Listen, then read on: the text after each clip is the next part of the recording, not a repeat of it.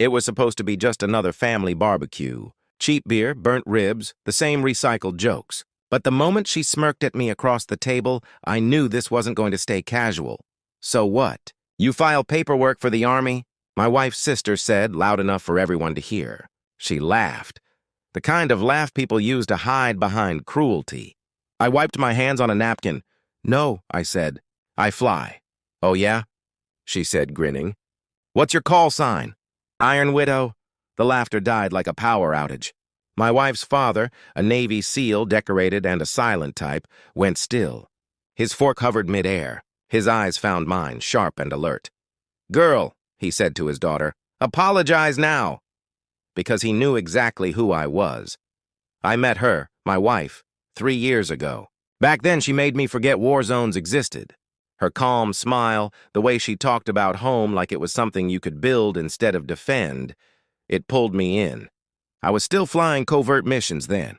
No one in her family knew who I really was, or what I'd done. That's the thing about classified work. You learn to keep your mouth shut and your eyes open. She said she loved that about me. My silence, my discipline, until she didn't. The first clue came small, late-night phone calls, turned-over phones. She said it was just her sister.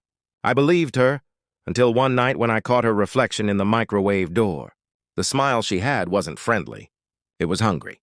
2 months later, I knew everything. Her sister, the same one laughing at me across the barbecue table, had been the one to introduce us. The one who helped plan our wedding.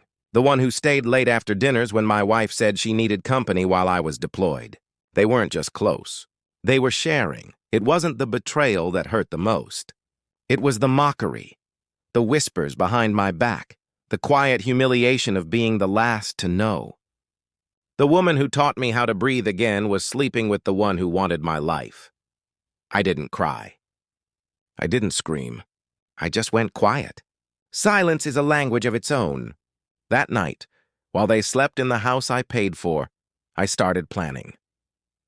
First, I transferred everything, assets, accounts, flight pay, the house into a trust under my name alone. I had the right.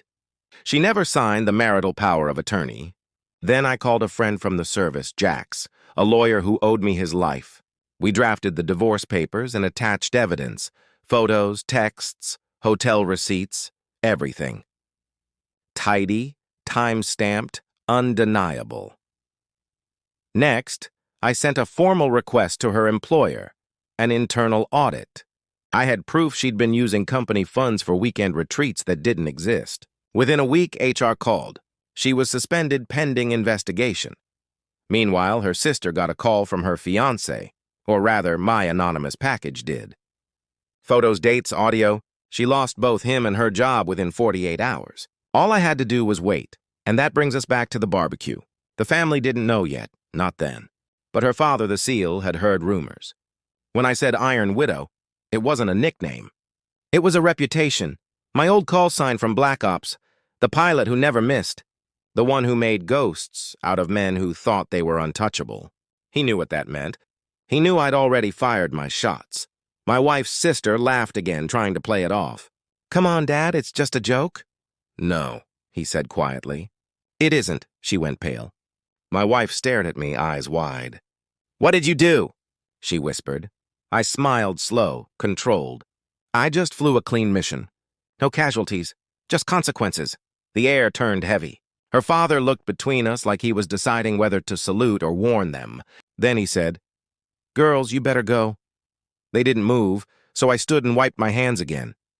"You know," I said, "I used to think betrayal was a wound. But it's not. It's a mirror. It shows you who people really are." I left before anyone said another word. 2 months later, the divorce was finalized.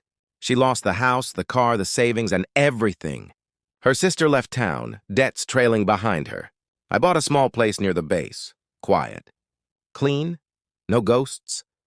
Sometimes when I hear the roar of a jet overhead, I think about that day at the barbecue. The laughter, the silence that followed, the moment the truth landed. I don't hate them anymore. I don't need to. Revenge, when done right, isn't rage. It's balance, and I always had perfect aim.